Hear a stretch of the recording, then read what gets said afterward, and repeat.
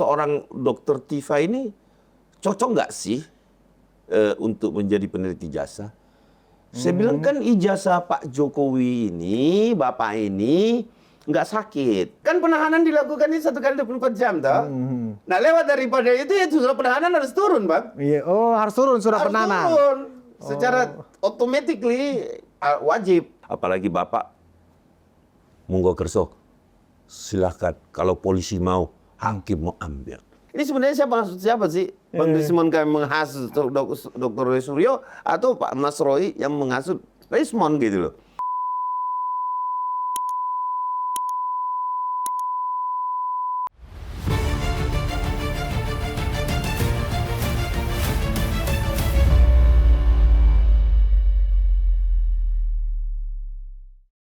Hai, penonton Ruang Konsensus Unpacking Indonesia dimanapun Anda berada. Assalamualaikum warahmatullahi wabarakatuh. Hari ini saya Budius Ma'ruf Piliang, anak sulung Mulyono, bukan ternak onta Gunung Sahara. Nah, jadi agak saya sedikit perbaiki. Kalau kemarin kan anak sulung Mulyono, bukan ternak Mulyono. Nah, saya dapat masukan dari teman-teman netizen, jangan pakai bukan ternak Mulyono, tapi bukan ternak onta Gunung Sahara. Oke. Artinya apa? Masukan-masukan dari penonton kita dengarkan dan kita perhatikan. Terima kasih atas perhatiannya. Nah, hari ini kasus pencemaran nama baik Pak Jokowi, ya seperti yang kemarin terjadi di Solo, Pak Jokowi juga diperiksa. Dan hari ini adalah pemeriksaan terakhir saksi pelapor. Ya, saksi pelapor. Hari ini yang diperiksa ada 2 orang saksi pelapor, yaitu Sylvester Matutina dan Ade Darmawan. Nah, setelah saksi pelapor yang terakhir diperiksa, mungkin sehari atau 2 hari setelah ini, pihak penyidik Polda Metro Jaya akan melakukan gelar perkara dan mungkin memanggil terlebih dahulu terlapor, ya kan ada 12 orang. Nah, setelah itu barangkali nama-nama siapa tersangka segera akan ditetapkan dan diumumkan oleh pihak penyidik Polda Metro Jaya. Nah, seperti apa? Kami sudah menculik nih salah satu dari saksi pelapor hari ini berhasil kami culik, yaitu Sekjen Peradi Bersatu, Bung Ade Darmawan. Terima kasih Bung Ade. Saya sama-sama Bang, ya. sudah diundang suatu kehormatan luar biasa saya sama Bang Budi berhadapan hari ini kan. Iya. Luar biasa, luar biasa. Aku deg-degan Bang Ade. Ini Bang Ade ini nyampe nggak ya ke studio? Iya. Karena kan selesai pemeriksaan tadi jam 3 ya? Iya, jam 3. Dari jam 10? Dari jam setengah 11 masuk. Setengah 11 ya? Masuknya jam setengah 11. Bang Ade, ini kan kalau kita lihat ya semua orang menunggu nih ya. Karena menunggunya khususnya kapan sih orang-orang ini jadi tersangka dan bahkan kalau perlu ditahan gitu ya. Karena kalau dilihat dari bahasa tubuh, 12 orang nama yang sudah disebut itu, satu, tetap tidak ada rasa bersalah. Iya. Bahkan mereka merasa dizolimi. Betul. Istilahnya lagi dikriminalisasi. Jadi mereka di mana-mana. Kalau istilahnya rekannya Bang Ade, Bang Silver, mereka tuh sedang memainkan drama-drama baru. Betul. Nah, ini menarik ini. Nah, dari pemeriksaan Bang Ade tadi bisa nggak digambarkan ke penonton kita apa yang terjadi pada saat pemeriksaan tadi? Kira-kira fokus penyidik dari 12 nama itu ya, yang sudah lengkap barang bukti dan seterusnya itu yang ditanyakan tadi berapa pertanyaan dan apa saja kira-kira? Boleh diceritakan Bang Ade? Ya, jadi Bang Budi, saya bisa sampaikan ya bahwa memang ini kan tahap penyidikan nih Bang. Kalau kemarin mungkin kita pertanyaan itu tidak mengarah pada satu terpusat satu orang atau beberapa orang. Tetapi kali ini luar biasa sekali Bang Budi. Artinya dia terfokus one by one gitu, dipertanyakan gitu loh. Bahwa si A, si B, si C. Cuman saya tidak bisa menyampaikan untuk isi daripada tanya jawab itu. Kenapa? Karena itu akan merusak penyidikan. Ya, merusak sistem penyidikan kita. Namun kalau saya melihat dan memperhatikan arah daripada pertanyaan itu cukup detail. Dan di situ bahkan nomor telepon yang menghubungi kami dan lain-lain sebagainya itu sudah dipertanyakan. Jadi sungguh sangat detail sekali. Tidak lagi seperti yang kemarin di tahap penyelidikan. Besar keyakinan saya Bang, bahwa ini segera menetapkan tersangka. Kenapa? Karena nama-nama itu sudah tersebut. sudah disebutkan A, B, C, RS, kemudian RS, kemudian ada TT, RF. RF. AS masuk AS. AS ini ada dipertanyakan juga, Bang. Oh. AS. Cuman kita lihat apakah AS ini ada saksi lain yang memang spesialis untuk AS. Kalau di kami dia enggak spesialis. Berarti yang tadi Bang Ade atas Saya empat berapa nama. orang? Empat Nama Roy Suryo CS ya. Artinya saya sebut aja kalau Bang Roy, karena kan Bang Roy memang yang kita laporkan, karena kita enggak pernah tidak menyebutkan gitu. Karena kenapa? Karena memang sangat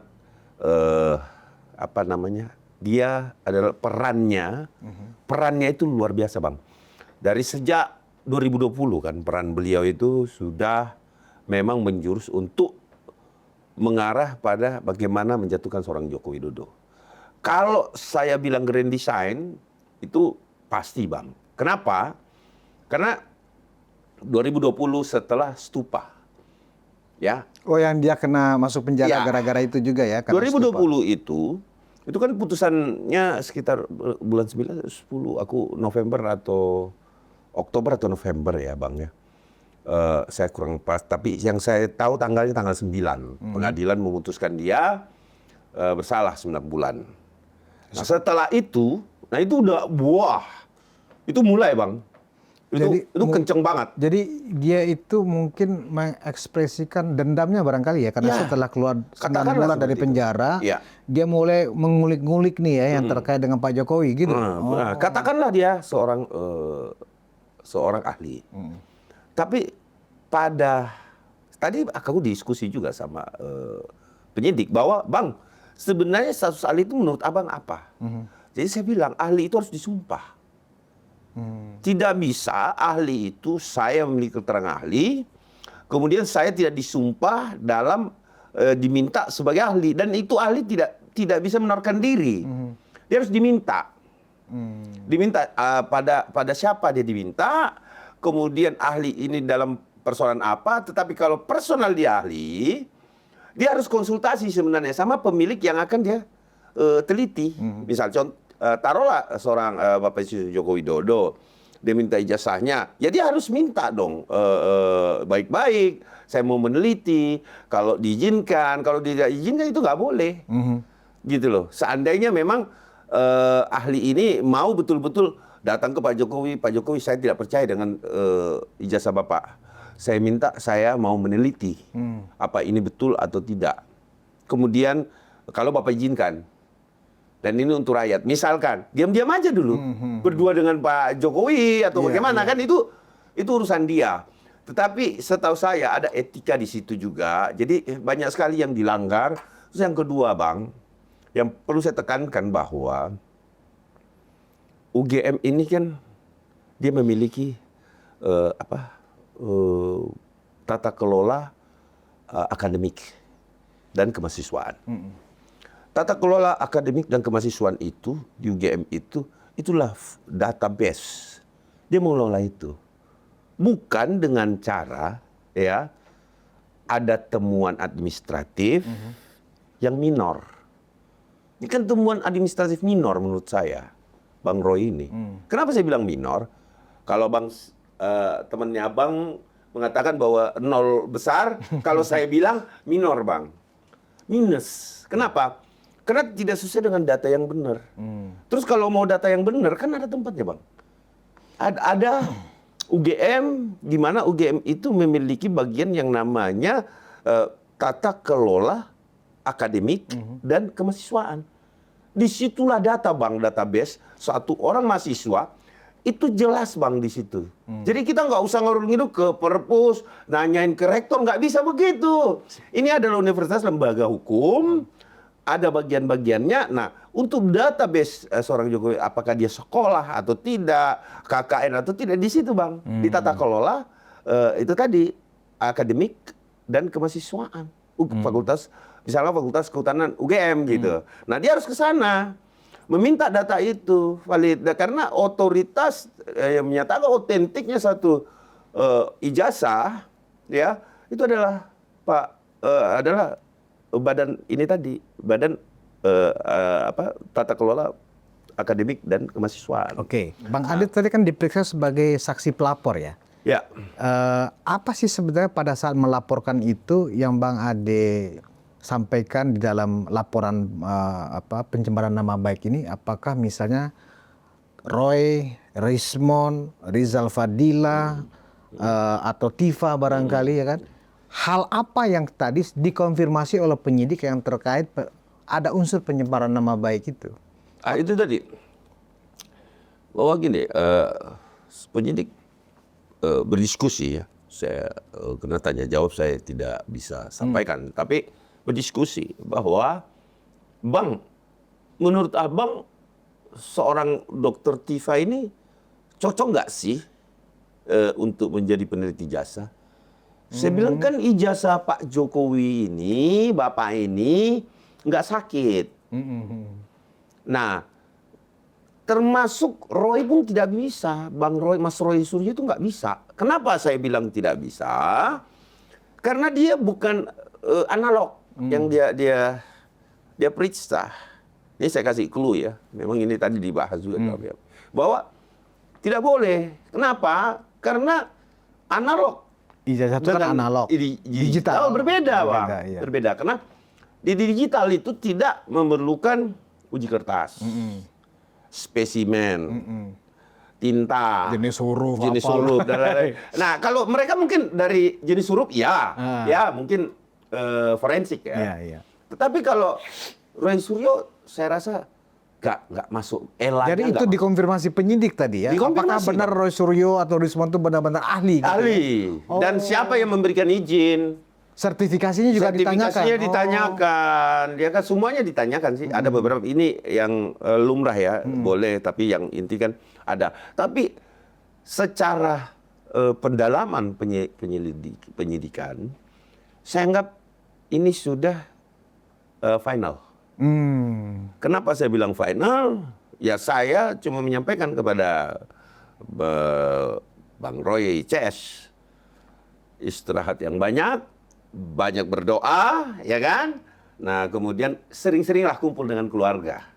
Karena ini kita tidak bisa ditawar, Bang. Ini masuk barang ini. Kata orang Medan kepada saudara Rismond, saya bilang masuk barang ini. Masuk, Bang. Kenapa? Iya. Karena luar biasa sekali. Terus di akun, ya saya kasih sedikit clue. Di akunnya seorang Rismond itu ada, Bang. Ada pernyataan-pernyataan yang menohok sekali, Bang. Dan itu sudah di tangan penyidik semua? Iya, itu menohok banget, Bang. Abang mau nanya sama ahli, bahkan orang biasa, pasti dia bilang ini kurang ajar. Kelewatan. Luar biasa. Ada, Bang, bukan nggak ada. Jadi, ya nanti kita lihat di pengadilan bahwa Bang Rismond, makanya dia kayak gimana gitu, kemana-mana kan? Udah tremor gitu. Udah tremor ya? Tremor gitu kan. Nah ini, kenapa Bang? Karena dia tahu bahwa 28 ayat 2 udah dia lakukan. Dan itu ya nggak bisa mengelak lagi. Nggak bisa mengelak. Itu 28 ayat 2 terpenuhi di situ. Terus penghasutan. Kalau penghasutan Bang gampang sekali membuktikannya di pengadilan. Sangat mudah. Kenapa? Nanti yang buktikan hakim tuh penghasutan itu. Kenapa saya bilang penghasutan itu dibuktikan sama hakim? Nanti akan ada yang namanya kesaksian mahkota. Itu mereka dipisah, Bang. Ya, saya ambil contoh dipisah. Kemudian mereka ditanyain satu-satu, siapa sih yang mengajak siapa? Siapa sih yang dapat informasi siapa? Dan itu muter nanti. Nah, kalau ini muter, Bang, ketahuan nggak siapa yang ngasut siapa? Ketahuan nggak? Akan ketahuan nantinya. Pasti ketahuan kan. Misalkan nih, saya ditanya terpisah. Katakanlah abang diperiksa duluan.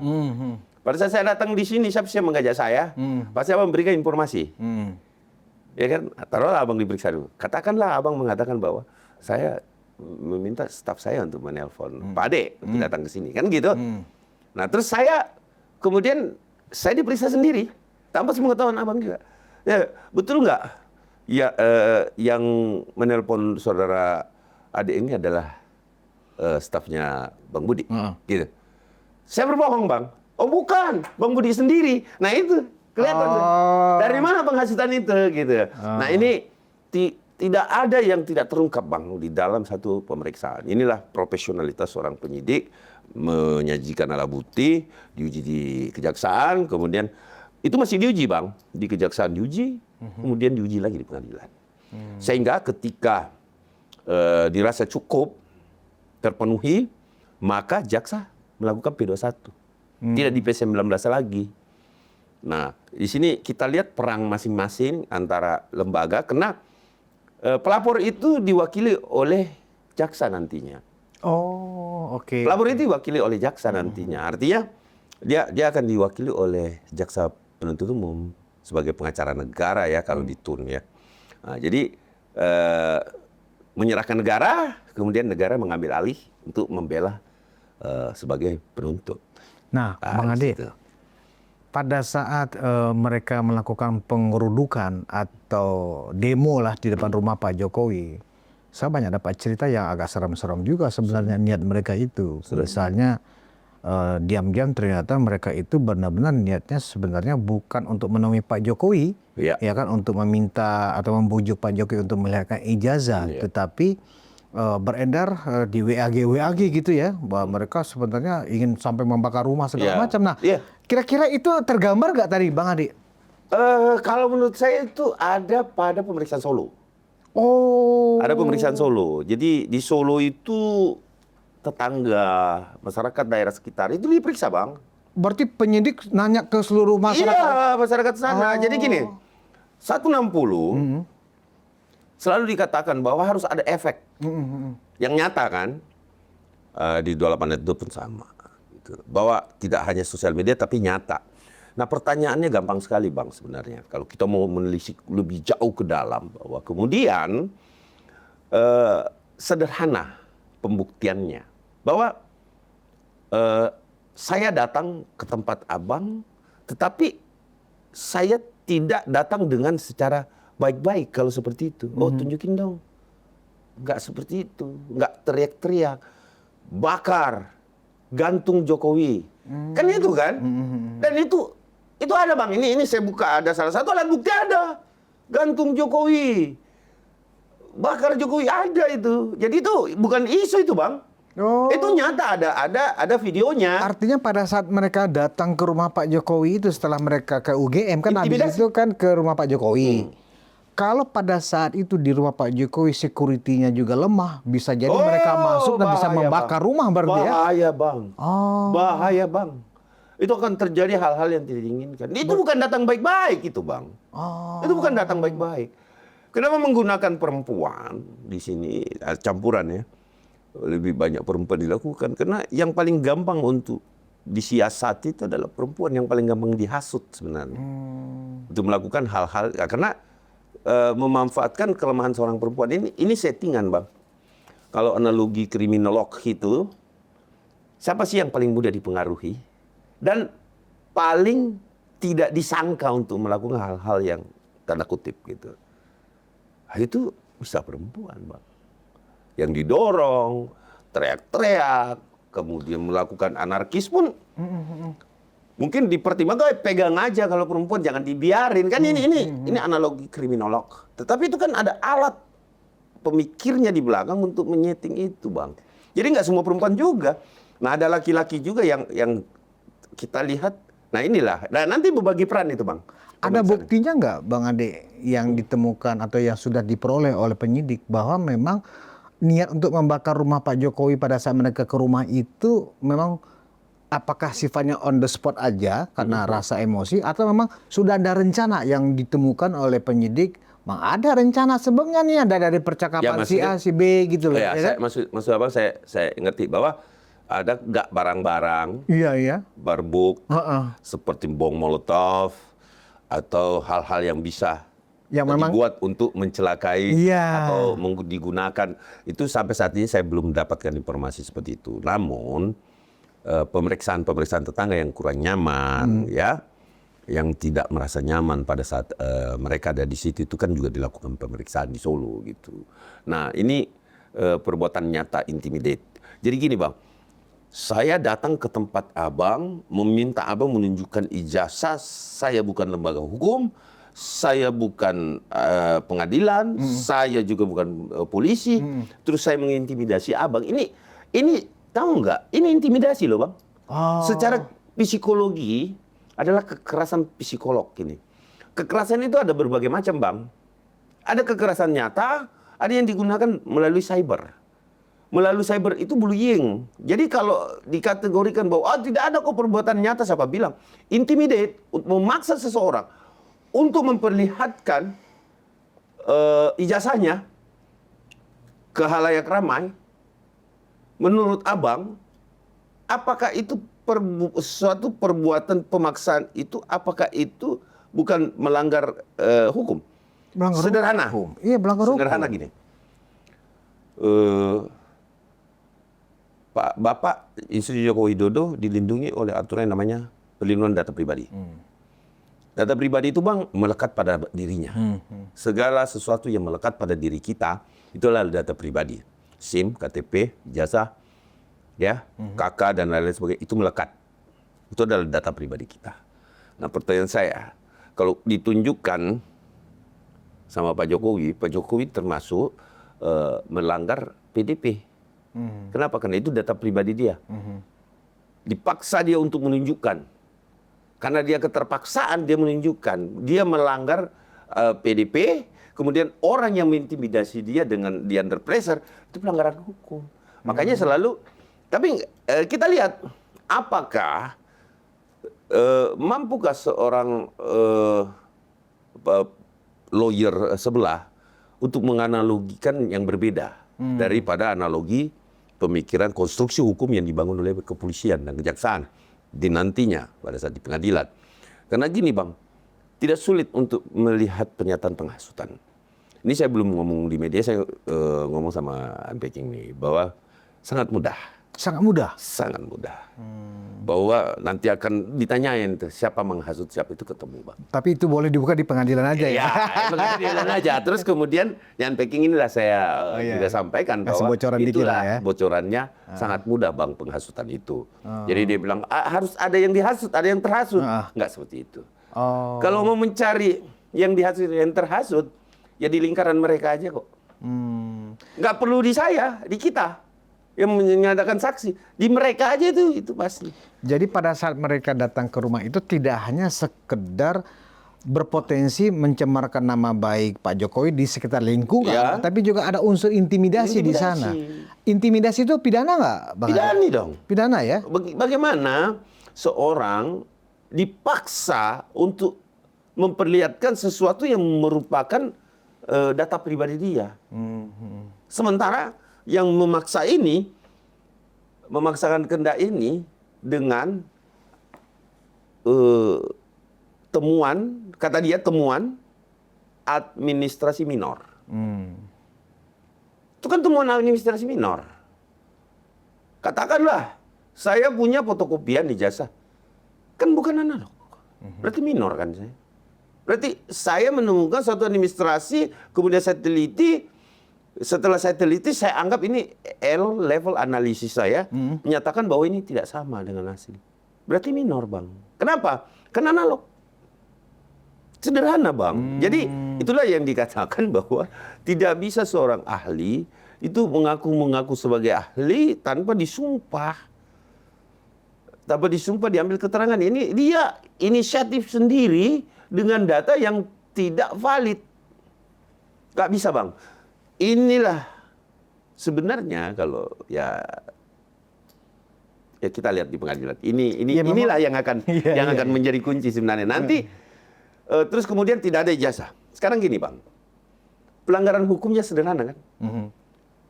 Bapak Insinyur Joko Widodo tidak punya ijazah. Berkali-kali dimanapun media, Bang, mereka ngomong dengan gamblang. Bapak Insinyur Joko Widodo nggak punya ijazah. Nggak lulus. Nggak lulus. Cuman punya fotokopian. Jelek kata, nggak langsung dia bilang, dia kan cuma punya fotokopian, nggak ada ijazah aslinya. Kan gitu. Supaya ditunjukin maksudnya. Betul. Bukan, Bang. Ini sudah merupakan fitnah. Ujaran kebencian. agar supaya menghasut masyarakat Indonesia, masyarakat kelompok dia yang menyebarkan ini agar bisa mempengaruhi orang-orang yang masih tanda tanya apakah iya apakah tidak. Iya, iya. Nah, ini yang mau dia hasut. Yang ragu-ragu ini Yang ya. ragu-ragu ini yang dia mau hasut, yang pengetahuannya juga katakanlah yang umur 25 tahun ke bawah sampai 17. Nah, ini space paling gampang dipengaruhi nih, Bang. Inilah space yang paling gampang dipengaruhi. Nah, inilah ujaran sehingga harus berhenti dengan cara harus ada efek jerah. Saya juga tadi minta kepada penyidik, saya bilang ada kebiasaan Polda, Bang. Polda Metro ini memiliki kebiasaan gini, Bang. Ini bukan KUHAP, bukan juga Perkap. Tapi sering dilakukan oleh teman-teman di kepolisian. Anggaplah taktik aja, taktik ya. Tetapi bukan pelanggaran hukum, Bang. Iya, iya, Karena iya. itu dia bisa menjadwalkan anytime kan, haknya kewenangan dia, tetapi tidak memaksa harus hari itu juga. Nah, namanya Jumat Keramat, Bang. Besok dong.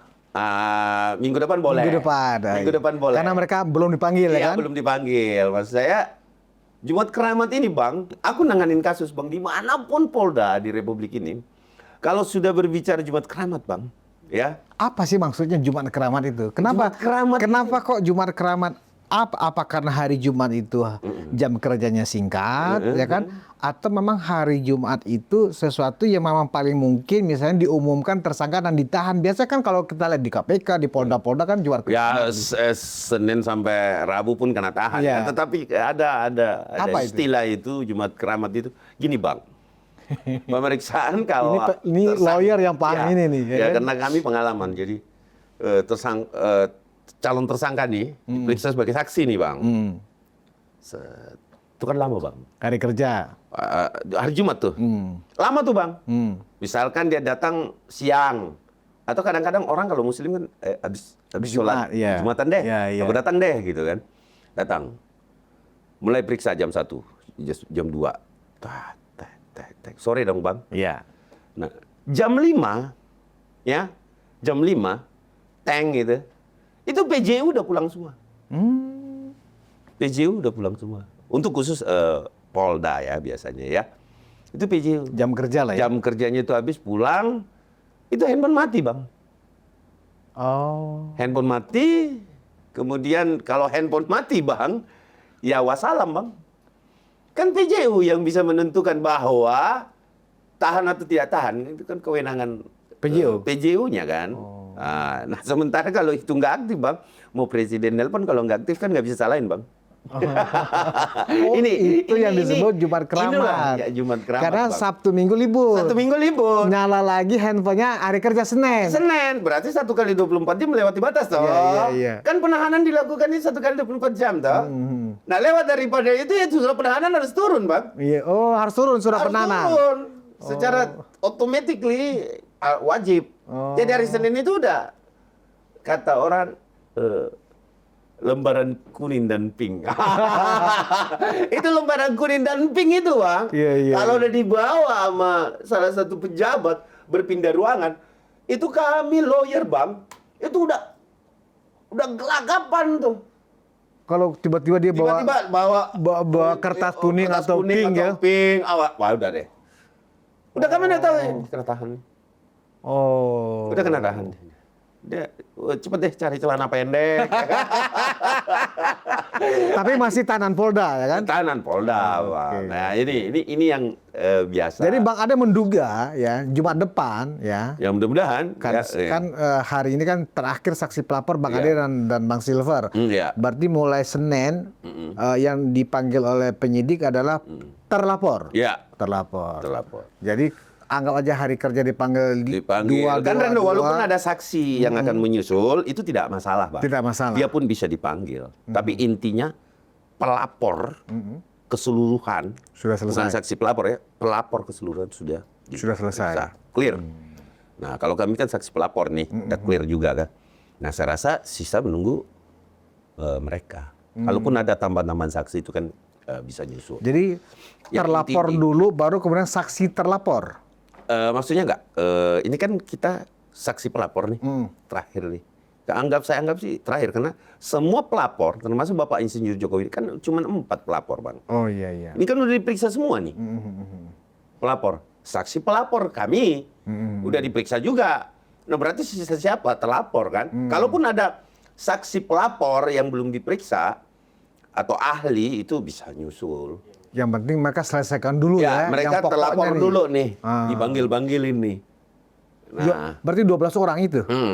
Dan saya yakin betul bahwa Sekaligus atau biasa random. sehari dua? Random.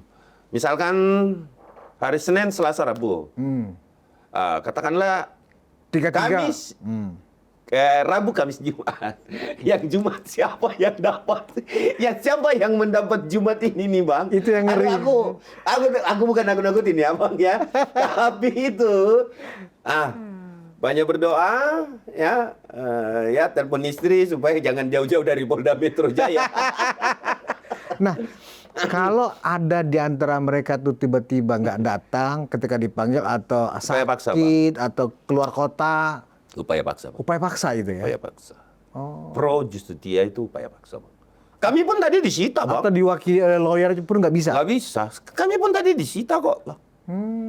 Mana videonya, mana ininya, sampai mau nyita yang lain pula. Banyak kok yang mau disita gitu. Termasuk laptop mungkin atau apa. Jadi memang banyak kok. Tapi karena kami sudah menyiapkan flash disk lain, sehingga itu aja yang disita. Ya, memang kami disita tadi. Mereka yang 12 orang itu memang nggak bisa mengelak lagi, Bang Adi. Karena Nggak motif mereka memang bukan, kan selama ini pembelaan mereka adalah ini kan kriminalisasi. Masa saintifik, kami peneliti, kok dikriminalisasi? Mereka lupa dengan perbuatan-perbuatan mereka, statement-statement mereka di media, ya kan, tidak menunjukkan bahwa dia peneliti, dia sedang memfitnah, dia sedang mencemarkan nama baik seseorang, apalagi itu mantan kepala negara, kan begitu. Ini juga scientific crime, Bang. Yang Baik. dilakukan Polda Metro ini scientific crime sebenarnya ini adalah bagaimana keilmuan, keahlian seorang penyidik melakukan pemeriksaan. Jadi kalau Abang bertanya tadi kriminalisasi, terbalik. Terbalik, Bang. Abang ya, pertanyaan saya gini, Bang. Yang menggeruduk rumahnya Bapak Insinyur Joko Widodo siapa?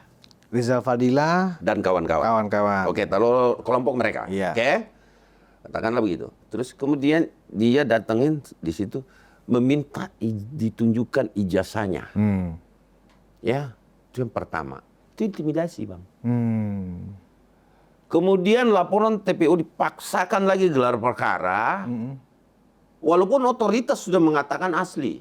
Dipaksakan, oh enggak dong, ini harus buka, ini harus. Otoritas sudah mengatakan loh. Seperti yang saya katakan tadi, bahwa kewenangan menyatakan asli atau tidak asli, itu bukan pada siapa-siapa. Puslap for Mabes Polri, karena sudah di lab, karena permintaan mereka, dan UGM sebagai universitas. Gini loh, Bang. Saya sampaikan di berbagai percakapan, saya bilang, yakinkan saya bahwa itu palsu. Caranya gimana?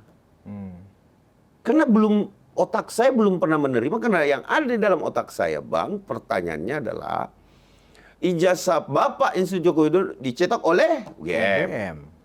Skripsi Bapak Joko Widodo yang dia buat ditaruh di UGM. Ini yang membuat pemikiran saya, kok bisa? Kan gitu. Gini, Bang. Abang S1 kan? Pertanyaan saya, siapa yang mencetak? Pada saat Anda diberikan di wisuda, siapa yang memberikan ijazah, Bang? Fakultas. Fakultas dengan cara kita pakai toga atau apa ya, dibagikan ya. Walaupun sebenarnya itu yang bulat itu belum tentu ijazah karena lagi cetak ya. Bukti kelulusan Bukti setidaknya. kelulusan. Nah, itu dilakukan kan oleh fakultas. Itu yang pertama. Yang kedua, kita mengetik skripsi. Dari pagi ketemu pagi. Ya kan? Terus taruhnya di mana, Bang? Perpustakaan. Perpustakaan kan. setor melalui bimbing skripsi dan lain-lain. Diokekan, meja sidang, oke, mantap, jadi barang itu, tanda tangan, tas, dibandel, rapi-rapi, masukkan ke skripsi, ke perpus. Pertanyaan saya, Bang, tiba-tiba kampus UGM ini yang dari tahun berapa sudah berdiri, ya, ada satu orang yang berkuasa di zamannya itu, katakanlah dia tidak pernah katakanlah dia berkuliah tapi tidak lulus, diakomodir oleh UGM yang notabene pencetak pemimpin di Republik ini. Itu kita nggak bisa pungkiri, Bang. Eselon 1, Bang, ASN tertinggi itu rata-rata dari UGM. Ya, kecerdasan mereka juga bagus karena memang pembinaannya yang bagus. Nah, terus kemudian ada satu orang diakomodir gitu loh. Karena dia memiliki kekuasaan misalkan, diakomodir untuk merusak citra universitas yang begitu besar. Nggak masuk akal ya? Makanya saya bilang, abang yakinkan saya, Bang. Bang Roy, yakinkan saya, Bang Roy. Mas Rismon, yakinkan saya bahwa itu adalah salah, itu palsu dari UGM itu. Nggak bisa mereka meyakinkan Bang Ade, nggak bisa. Gimana bisa meyakinkan saya? Sementara saya tanya, Bang Rismon datang ke UGM ketemu nggak? Ya, seangkatannya. Ada semua skripsinya. Berarti di UGM. Salahnya di mana? Bisakah saya orang luar, karena saya berkuasa, saya titip dong UGM, masukin situ skripsi saya, taruh di perpus. Nggak masuk akal saya, Bang. Karena kita juga pernah kuliah dan sebenarnya dari kasus Prof. Sofyan Effendi, ya kan Prof. Sofyan Effendi yang mantan rektor UGM kan sempat juga tanda kutip ya dikadalin juga oleh mereka ini kan, oleh Rismon, oleh Suryo untuk mau mengarang cerita seperti yang mereka arahkan. Akhirnya diralat lagi kan oleh Prof. Sofyan Effendi, ya kan, sampai diperingatkan juga karena perhitungan SKS, pimpinan UGM kan begitu. Karena perhitungannya SKS. Artinya UGM selaku institusi yang mengeluarkan ijazah Pak Jokowi hingga detik ini firm. Firm, nggak tergoyahkan oleh apapun. Akhirnya Pak Sofyan Effendi dipanggil oleh pimpinan UGM meralat omongannya. Artinya apa? Omongan mereka itu ternyata benar-benar hoax. Tipu-tipu. Nah, kan dan begitu. Itulah tugas daripada yang saya katakan tadi, Bang. Ya kan? Tata kelola, akademik, dan kemahasiswaan. Yang bisa membuktikan itu. Rektor itu di atas, Bang. Rektor nanyanya sama siapa, Bang? Ini. Orang yang mengelola ini. Bukan dia cek cross check ke bawah, dia nanyanya ke ini, Bang. Tata kelola, akademik, dan kemahasiswaan. Bidang ini yang ditanyain. Karena dialah yang mengetahui bahwa ini sudah sesuai dengan prosedur, bukan rektor. Nah, inilah yang saya anggap, yakinkan saya bahwa itu tidak ada di data. Kucul-kucul ada skripsi di UGM, kucul-kucul ada ijazah yang dicetak oleh UGM dan diakui oleh Dikti. Nah, terakhir itu Bang Andi, Roy Suryo katanya akan membongkar di pengadilan nanti. Dia punya bukti baru katanya bahwa memang ijazah Pak Jokowi palsu. Publik menilai ucapan-ucapan Roy Suryo yang seperti itu menunjukkan memang dia ini nggak takut, dia ini nggak merasa bersalah sampai hari ini. Iya, ini disinilah kita melihat, Bang, ada apa dengan Bang Roy. Kalau Abang melihat Rismon, itu galau loh. Udah mulai galau ya. Diva aja udah mulai nangis-nangis ya kan. Logika, Bang. Bang, kalau saya betul-betul bisa menyatakan ini palsu, Bang, clear. Saya nggak perlu kiri kanan, Bang. Saya harus cari gelas, saya harus cari air mineral. Nggak perlu lagi saya cari ini. Orang saya udah tahu ini palsu kok. Nggak perlu lagi saya menanyakan kepada Betor. Tidak perlu lagi saya menanyakan kepada fakultas. Iya, iya, iya. Yang notabene staf-staf yang tidak memegang data itu. Kan data-data ini kan bisa dibuka. Gampang kan di-upload, dibuka, dan lain sebagainya gitu loh. Dan saya kurang paham kalau untuk ijazah skripsi Bapak ya. Apakah ini masuk dalam tahap penyitaan atau bagaimana ya, kita nggak ngerti. Tapi setahu saya umum kok untuk diakses. Ya kan, makanya saya bilang Bang, kalau seseorang sudah yakin akan sesuatu, nggak perlu dia cari lagi Bang. Bang, saya tanya Bang, saya analogikan gampang. Ya, Abang sudah yakin dengan pasangan hidup Abang kan? Iya kan? Kalau Abang nggak yakin, Abang nggak nikahin kan? Nah kalau sudah menikah Bang, ya kan, mau nyari lagi, dia gadisnya gimana? Orang udah yakin kok, makanya dinikahin. Kan gitu Bang. Analoginya sederhana. Iya, iya, iya. Jadi kita jangan, saya rasa masyarakat Indonesia yang menonton acara ini juga, apalagi subscriber kita dan pengikutnya Konsensus, ya silakan. Bahwa ini sangat terang benderang ya. Silakan Anda menilai apakah apa yang saya omongkan saat ini di luar nalar kita semua sebagai manusia itu berpikir. Sederhana Bang. Kalau kita sudah tahu bahwa ini hal yang pasti, untuk apa mencari Bang? Kesana kemari, mencari kesalahan orang.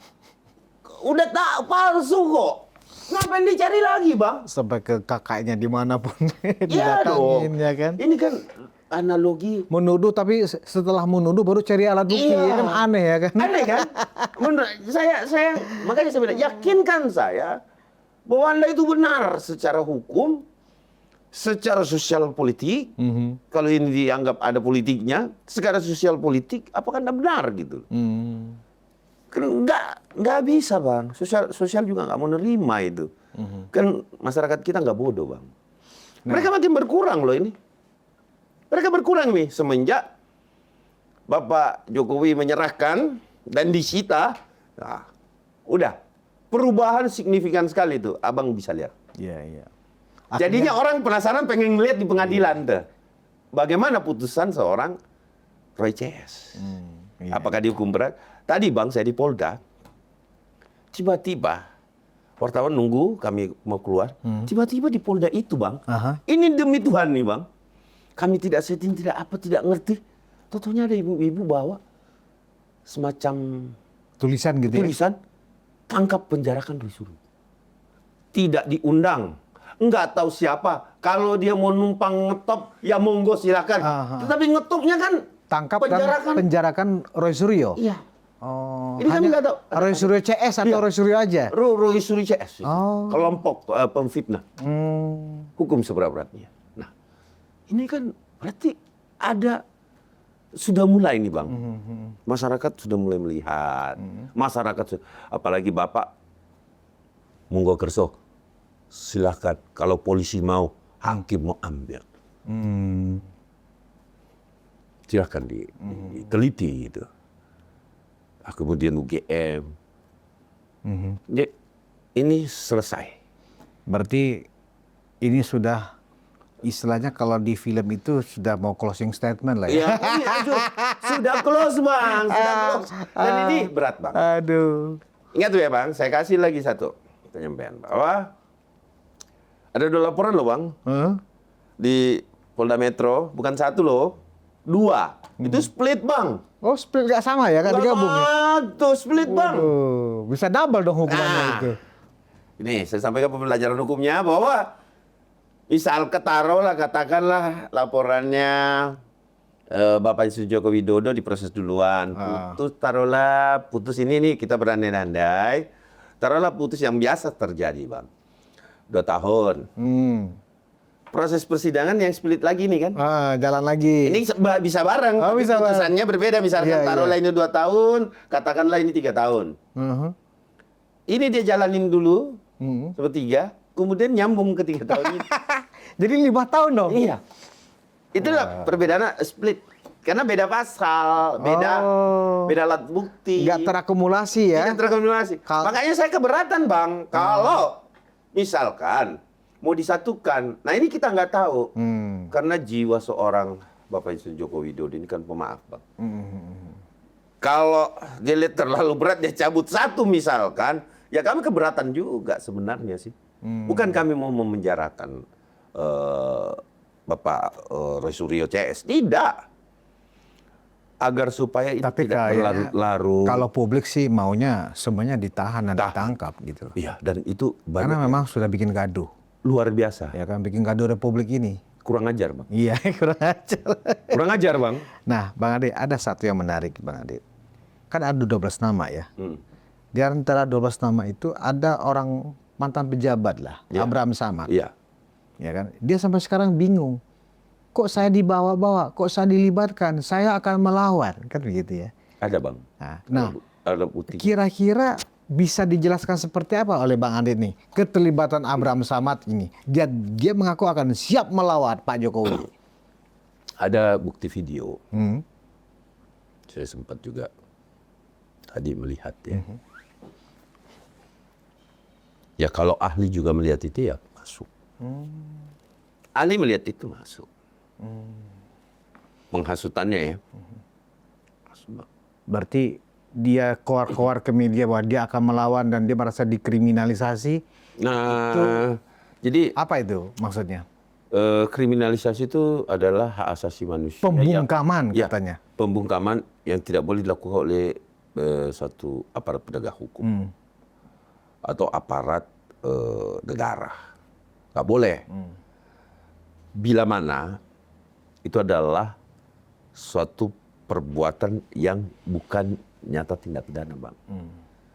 Dalam hukum itu yang bisa menembus hak asasi manusia itu adalah perbuatan atau yang diduga perbuatan pidana, Bang. Itu dia menembus hak asasi manusia. Kemanapun mengadu, ketika memang bisa dibuktikan bahwa telah diputus oleh pengadilan bahwa Anda bersalah, maka dia akan menembus hak asasi manusia, Bang. Jadi bukan kriminalisasi. Makanya saya juga sering mendengar teman-teman pihak sebelah ya, selalu mengatakan bahwa ini kriminalisasi, ini satu tidak boleh dilakukan karena melanggar hukum. Sebenarnya kan pelanggaran hukum, termasuk Bambang Tri. Dia mengatakan ada yang sudah menjadi korban kriminalisasi, yaitu Bambang Tri. Saya bertanya tadi pagi, Bang, Bambang Tri ini diputus oleh siapa? Oleh pengadilan atau oleh kepolisian? Pengadilan dong. Pengadilan. Berarti putusan pengadilan yang menyatakan bersalah kriminalisasi? Enggak lah. Kan penegakan hukum. Ya, siapapun di negara ini, Bang. Mau saya, mau polisi, mau presiden, harus patuh dan taat dengan putusan pengadilan. Nah, pertanyaannya, dia diputus bersalah atau enggak? Bersalah. Bersalah. Di mana kriminalisasinya? Berarti ada perbuatan pidana, dinyatakan bersalah, dia akan menembus hak asasi manusia. Nggak ada kriminalisasi, itu putusan. Mungkin yang dimaksudkan Samad ini adalah sengaja dicari-cari buktinya, ya kan, kemudian dikenakan pasalnya seolah-olah dia ingin membangun dukungan ke publik. Ya. Bahwa saya dikriminalisasi. Saya dikriminalisasi karena saya selalu kritis kepada pemerintahan Pak Jokowi kemarin-kemarin. Ya dia lupa, ya kan, namanya orang lupa, ya kan. Dia pernah menyatakan hal-hal yang kemudian ada jejak digitalnya. Iya, ya bisa. Jadi saya rasa Kak Abraham itu, Bang Abraham itu dia cerdas dalam dia pernah jadi ketua KPK. Ketua KPK, iya. Dia tahu betul bagaimana mengungkap satu peristiwa pidana, apalagi itu pitsus, pidana khusus kan, yang dikategorikan bahwa ada hal yang sangat superpower di situ untuk melakukan menjaring atau menjerat para pelaku koruptor yang tidak memiliki alat bukti loh. Ya, nah, itu kan paham betul beliau. Apalagi pidana umum. pidana umum yang saat ini pasti tahu betul beliau. Oh ini nggak boleh, ini boleh gitu. Jadi kita lihat saja sampai mana peran dari saudara Abraham Samad, Bang Abraham di sini dalam kasus fitnah, pencemaran dan ujaran kebencian ini. Nah kalau berdasarkan alat bukti nggak bisa ngelak sih. Nggak bisa ngelak ya. Berarti maksud dia mengancam akan melawan itu maksudnya apakah dia akan membantah kalau dia dipanggil nanti sebagai terlapor oleh penyidik, dia akan melawan sangkaan-sangkaan yang diajukan oleh penyidik. Iya, melawan itu. secara hukum, bukan melawan secara apa. Karena gini, karena beliau ngerti kan, bagaimana melawan secara hukum. Ya kan, bagaimana melawan secara hukum. Dia mengerti. Dan kalau tidak bisa melawan, ya lari aja, kabur aja dulu. Kabur dulu. Ke Australia. Hashtag apa? Hashtag kabur aja dulu. Kabur aja dulu. Kan itu Bang. Kalau nggak bisa melawan itu hashtag kabur aja dulu gitu.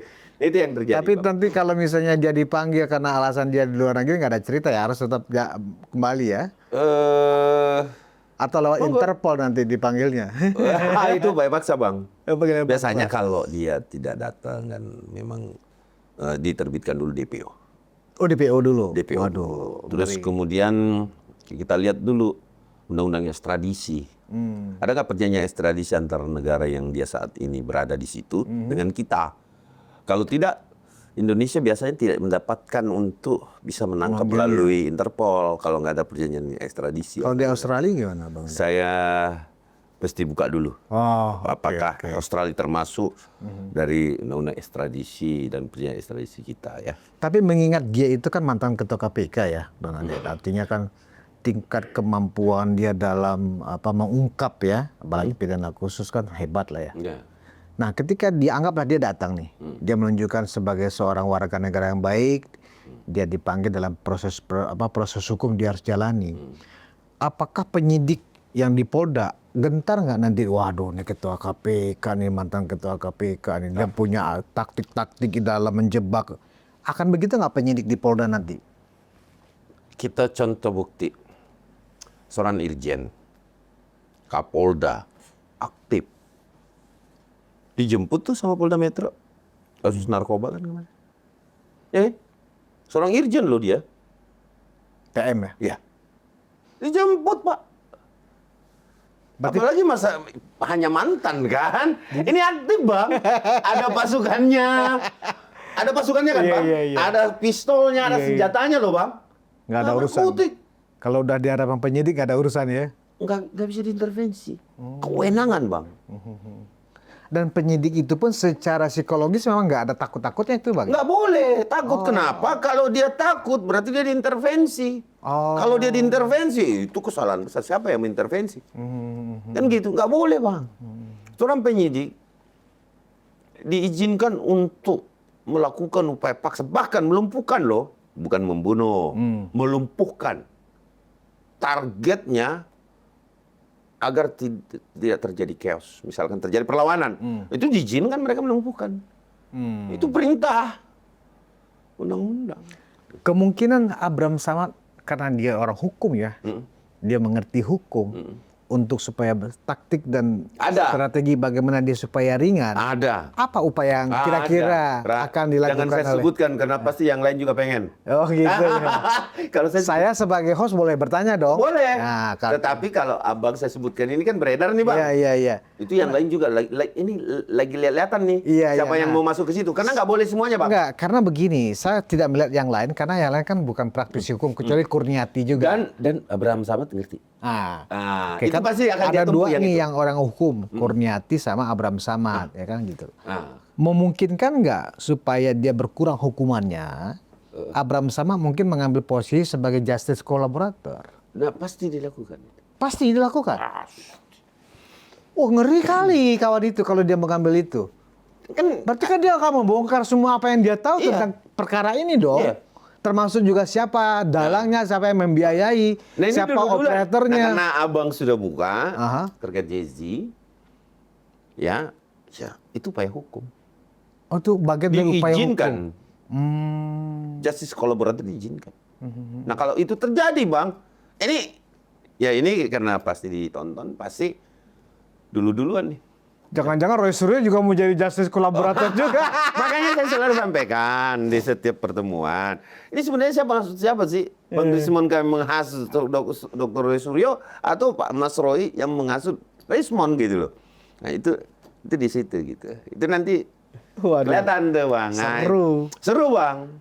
Kalau semuanya mengambil posisi sebagai justice kolaborator nggak bisa. Nggak bisa. Ketentuannya gimana Bang Adi? Saya nggak kewenangan penyidik. Oh itu kewenangan penyidik? Iya. Penyidik yang bisa mengizinkan siapa di antara mereka yang dikabulkan sebagai justice kolaborator. Kualitas buktinya. Oh, oke. Kualitas bukti yang dia punya dong. Ya kan? Nah, itu kualitasnya itu dilihat dulu apakah betul, apakah iya. Nah, kalau dia tidak sehari-hari dengan mereka bersentuhan, tentunya dia nggak bisa mengambil jalan itu. Kalau misalnya ada salah satu di antara 12 nama ini yang diizinkan atau dikabulkan oleh penyidik menjadi justice kolaborator, artinya selama ini kan publik penasaran juga, Bang Adi. Siapa sih dalang di balik ini semua? Siapa sih operatornya? Siapa sih yang ngongkosin mereka? Siapa yang mengatur desain ini semua? Ya. Itu akan terungkap nanti ya. Asal memang penyidik dikasih info siapa kira-kira, kuat nggak kira-kira buktinya, baru dikabulkan ya sebagai justice kolaborator. Ya, yang justice kolaborator bisa mengungkap siapa di balik behind the screen. Dia behind the screen. Ya. Behind the screen siapa? Itu kan diungkap. Tidak ada peristiwa pidana yang berkelompok sifatnya, yang tidak bisa dibongkar. Yang sifatnya berkelompok ya. Iya. Pasti akan kebongkar. Pasti akan kebongkar. Itu ketahuan itu Bang. Apalagi sudah JC nanti, wow, kelihatan Bang, percaya deh. Dan ini tidak akan mungkin bisa sembunyi kemana. Berarti yang nggak bisa tidur, Bang Ade, bukan hanya 12 orang ini. Bukan cuma 12. Siapa yang di belakang ini juga boleh nggak bisa tidur ini. Nggak bisa tidur. Apalagi pertemuan Bapak kita yang kita cintai, Bapak Prabowo Subianto di Solo Sabtu minggu kemarin ya. Minggu kemarin ya. Minggu kemarin datang ke Solo, duduk bersama Bapak, ya pasti ada yang panas dingin Bang. Ada yang mana? Ada. Itu yang nggak bisa tidur tuh Bang. Pasti. Iya. Ini pasti kupingnya basah. Ngebahas apa ya? Nyari dia Bang gini. Udah lu hubungin itu dong si ajudannya si A. Itu kan mantan adik angkat lu. Atau mantan binaan lu. Lu telepon dulu dong. Apa sih yang dibicarakan dalam? Iya. Kasih bocoran dong. Kan gitu. Ini memain kontra intelijen. Oh. Di dalam TNI ataupun Polri itu kan gitu cara nyarinya. Abang jadi pengawalnya A. Ya aku tanya dong, aku cari dong. Abang ini kalahnya sama siapa nih? Aku cari nih. Lu telepon dia dong, bilang lu aja yang nanya secara pribadi kan nggak? Ini. Nah itu, jadi itu kontra intelijen yang memang selalu cool. Tapi tentu lebih loyal ke bapaknya dong daripada ke yang lain kan gitu. Jadi memang itu juga jadi netizen ini karena sosmed ya, mereka kan juga sangat cerdas ya. Ya, udah lebih jago Pak Prabowo sebelum acara Kongres sudah ke rumah Pak Jokowi dulu. Tapi kan duduknya bareng-bareng. Kenapa harus setelah acara Kongres perlu lagi makan soto berdua? Dan duduknya terpisah tuh antara Pak Jokowi dengan Pak Prabowo dengan para staf ajudan ya, terpisah kan mejanya. Berarti ada pembicaraan yang tidak boleh didengarkan. Jadi cerdas kalau kan? iya. Mereka cerdas kan? Berarti kan ada yang belum tuntas. Pada saat Pak Prabowo ke rumah Pak Jokowi, ada pembicaraan yang belum tuntas. Karena nggak enak kalau membahas ini ada ibu, ada wapres, nggak boleh. Ya kan? Nggak enak. Nggak ada, nggak boleh. Minggir semua nih. Karena bisa bocor nih. Kan gitu. Makanya mereka berdua yang empat mata. Empat mata. Iya. Waduh. Nah itulah. Dengan walaupun sebenarnya cuma mau bilang kerupuknya enak nih, itu tetap ada yang panas dingin Bang. Tetap ada yang panas dingin Bang. Percaya deh. Iya. Kita ini paham betul Republik ini. Enggak ngomong nih, padahal cuma makan mie. Pak, kayaknya aku punya agak pedes nih. Ini udah ada yang panas dingin, Bang. Ini ada yang panas dingin. Tapi saya yakin Bang Ade ada yang dibicarakan lah, Bang. Pasti. Pasti ada. Karena kan Cuman- setengah jam lebih itu kan masa bicaranya tentang makanan aja. Iya, ya artinya gini, tidak dibicarakan pun Bang, tetap ada yang panas dingin, Bang. Tapi itu hak daripada pemimpin kita ya, Bapak Prabowo Subianto dan Mas Gibran itu, yang satu mewakili Gen Z atau generasi muda. Representasi seorang Mas Gibran adalah representasi pimpinan muda di masa depan. Representasi seorang Prabowo Subianto adalah representasi seorang patriot sejati, simbol kesetiaan, keberanian, dan tentunya guru terbaik bagi Mas Gibran ya. Bahwa kemudian dia harus belajar banyak oleh ayahandanya sendiri, ditambah dengan pengalaman patriot dari seorang dengan penuh kesetiaan, seorang Prabowo Subianto, akan membuat Mas Gibran menjadi matang ke depan untuk menjadi seorang pemimpin di Republik ini. Walaupun itu butuh waktu. Dan aku rasa Mas Gibran juga masih ini, Bang, masih apakah mungkin kan gitu. Namun itu berjalan waktu. Itu seleksi alam. Seleksi alam, siapa gurunya, siapa yang membina dia, itu akan kelihatan, Bang. Bahwa kepatutan seorang pemimpin nanti, dan kami juga tidak mungkinlah seorang Pak Prabowo ini sisa berbuat baik, Bang. Dia enggak, udah sampai level top, selesai. Apa yang diinginkannya untuk mensejahterakan bangsa ini, walaupun PR-nya nih panjang nih 5 tahun, tapi apapun itu dia sudah mencapai top level, dia susah menjalankan apa nazarnya untuk bangsa ini dan peduli terhadap rakyatnya, mensejahterakan bangsanya, itu yang harus kita dukung. Harusnya yang berbicara ini Bang Roy, Rismon, itu memikirkan itu semua. Bukan malah ditarik kepada mencari kesalahan mantan pemimpin. Kan udah nggak memimpin gitu loh. Ini yang menjadi lucu, mau menggerus, mau apa, kenapa? Berarti artinya ada yang panas dingin. Ada yang panas dingin. Ada yang panas dingin. Saya sepakat dengan itu, Bang. Iya. Karena ya mungkin angkanya bagus kali ya. Apalagi saya datang ke sini berbaju warna kuning loh, Bang. Oh iya. Agak ngeri-ngeri sedap kan? Ngeri-ngeri sedap. Tapi itu kita lihat, Bang. Iya. Seperti apa pemimpin kita.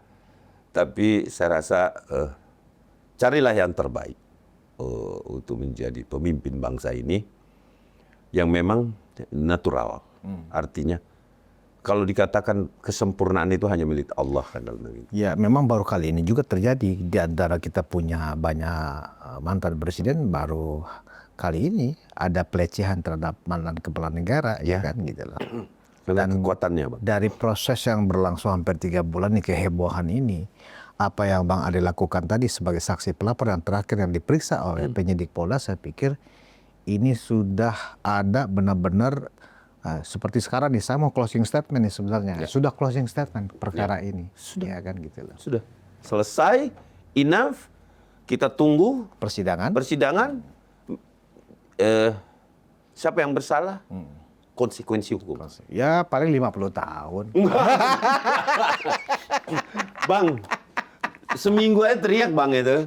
Apalagi Egy sudah nakut-nakutin ya kan.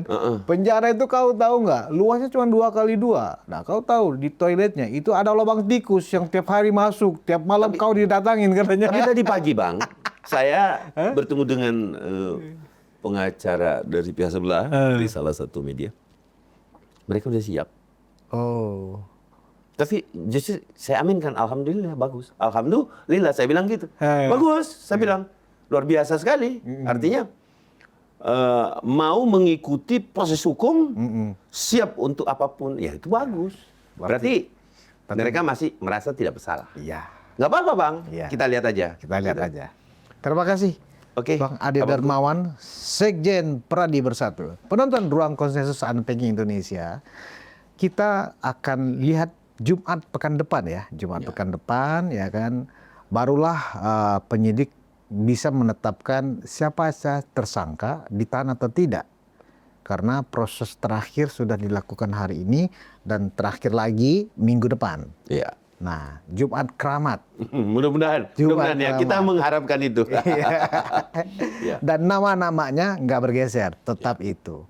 Nah, yang paling menarik yang disampaikan oleh Bung Ade tadi adalah ada kemungkinan di antara 12 orang itu bisa menjadi justice kolaborator.